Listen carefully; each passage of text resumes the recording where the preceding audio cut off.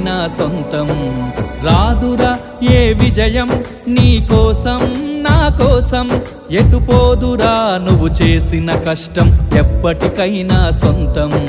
కాలంతో పయనించే వాడికి కానిది ఏముంది, సాధనతోనే సాధ్యమవ్వునని సదాశయంతో సాగర ముందుకు. రాదురా ఏ విజయం నీ కోసం నా కోసం, ఎటుపోదురా నువ్వు చేసిన కష్టం ఎప్పటికైనా సొంతం.